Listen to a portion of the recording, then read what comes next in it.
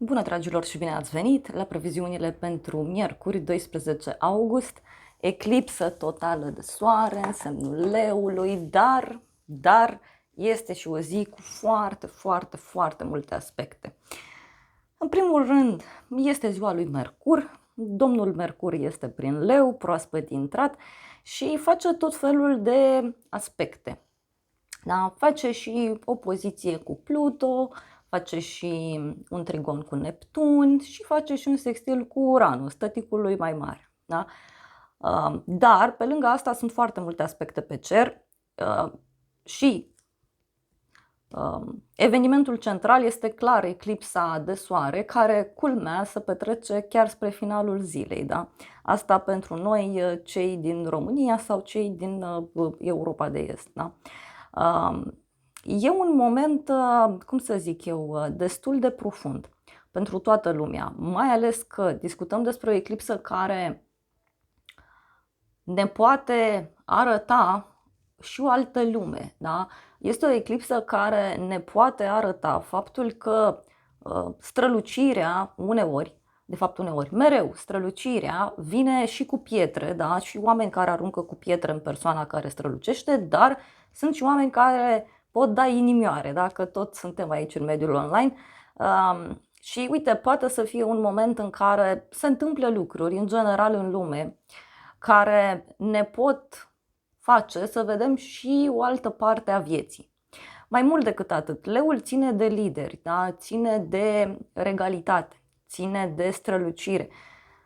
Acum, fiind această eclipsă totală de soare, da, luna trece prin fața soarelui și cam îi ia strălucirea.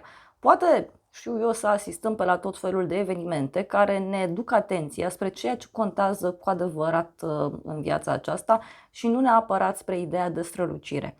V-aș recomanda totuși mai multă odihnă în preajma eclipsei, pentru că e posibil să nu avem enorm de multă energie. Da? E foarte mult foc pe cer, foarte mult foc pe cer, ceea ce poate să și lumineze, dar poate să și ardă în egală măsură. Ascendentul e în Pește, acolo e și punctul norocului, acolo e și nodul nord, încă, iar Neptun, bineînțeles că guvernează toată această eclipsă. Neptun acolo în mers aparent retrograd, în zodia Berbec. Eu zic că poate să ne aducă, repet, o altă viziune, o altă perspectivă asupra realității, dar în egală măsură ne poate aduce și niște evenimente surprinzătoare care să ne schimbe puțin rutina. Nu știu, poate se întâmplă ceva în lume cu o persoană importantă sau un eveniment important, da? Sau pur și simplu în preajma eclipsei putem avea tot felul de conștientizări în legătură cu viața noastră, în legătură cu ceea ce contează cu adevărat. Da? Pentru că această eclipsă poate să stingă ușor strălucirea, da? Orgoliile, da? Uite, pot apărea evenimente care să ne determine să mai stingem puțin din orgolii. Deci e și despre asta, da? E și despre asta. Suntem în arcana spânzuratului în ziua de miercuri, iar energia generală este lumea, dar vă reamintesc că suntem în continuare în arcana majoră luna, în luna august. Deci, ziua de miercuri sau această eclipsă ne poate face să vedem realitatea diferit. Ne poate face să vedem cu adevărat ce contează în lumea asta și de ce nu, poate să aducă și un mic mare blocaj, să zic așa, da? Sau cine știe, o altă perspectivă. Poate asupra unei persoane pe care noi o respectăm sau ne poate aduce și o nouă perspectivă în general asupra lumii, asupra lucrurilor poate aparent banale care se petrec în jurul nostru și pe care de cele mai multe ori le ignorăm. Da? Și nu știu dacă e normal sau nu, dar explicația mea e că trăim în era vitezei. Da? Deci, cu siguranță, poate să fie și un astfel de moment în care ni se pune oarecare frână și suntem invitați să vedem cum anume stau lucrurile. Da? Uite, poate, știu eu, această eclipsă să ne invită să ne concentrăm foarte mult și asupra granițelor, da, pe care noi le punem, asupra limitelor.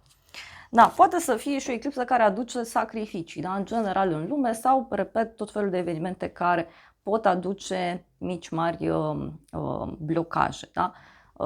Că sunt lucruri care țin de oameni, că sunt lucruri care țin în general de viață, de natură, de univers, nici nu mai contează. Important este că începând cu această eclipsă, ni se va arăta, să zic așa, ce contează cu adevărat. Să știți că este o eclipsă în care suntem invitați să ne întoarcem puțin și la sufletelul nostru și este o eclipsă care ne cere foarte clar să nu dramatizăm și să încercăm să nu judecăm. Da? În continuare stăm într-o perioadă în care judecata asta, în general, nu știu, că judecăm un om, că judecăm ceva, da? Nu e bună, pentru că este o perioadă în care karma aceasta, da, și ea se mișcă cu viteza luminii și foarte rapid se poate întoarce, da, foarte rapid poți fi pus în pielea persoanei respective, că n-ai de unde să știi ce în spate. Tu zici că, uite, persoana aia a făcut asta că e arogantă, da, dar n-ai de unde să știi în spate ce are omul respectiv, că poate are o problemă, da, poate personal, poate profesional, poate de sănătate, poate de altă natură, nu avem de unde să știm, da? Deci e un moment în care, putem să vedem, repet, lucrurile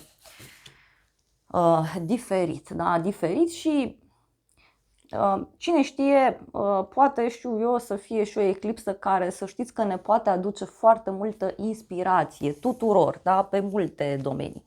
Da, cam atât în mare parte. Vreau să iau și câteva cărți de tarot. Domnul meu e tot aici prezent, are grijă de mine. Hai să vedem și câteva cărți de tarot, să vedem. Vă reamintesc că aveți pe aplicația mea, aveți pe aplicația mea ce se întâmplă pentru fiecare semn zodiacal pe această eclipsă.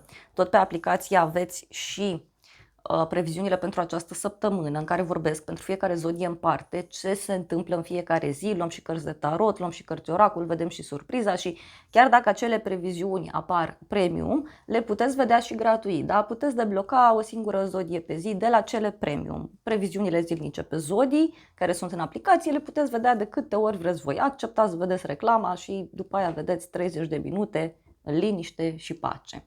Da, am tot mai repet aceste lucruri pentru că am văzut că sunt oameni care nu au înțeles și e normal să fie așa pentru că e ceva nou. Revenind din tarot, să știți că mi-a ieșit așa spânzuratul și cu 9 de monede.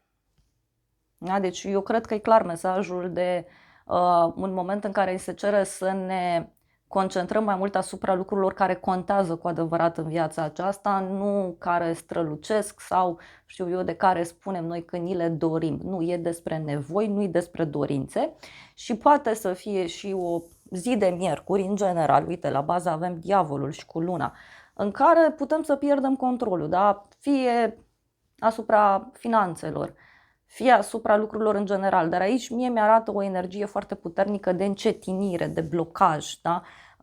Nu știu dacă vedeți aici în această arcană avem și un melc aici jos, da? Și în general monedele reprezintă lentoare. Da, tot spun că postez acele cursuri pe care le am deja făcute, dar nu, când o să mă simt mai bine o să le registrez toate cu un rost, poate nu-i momentul acum.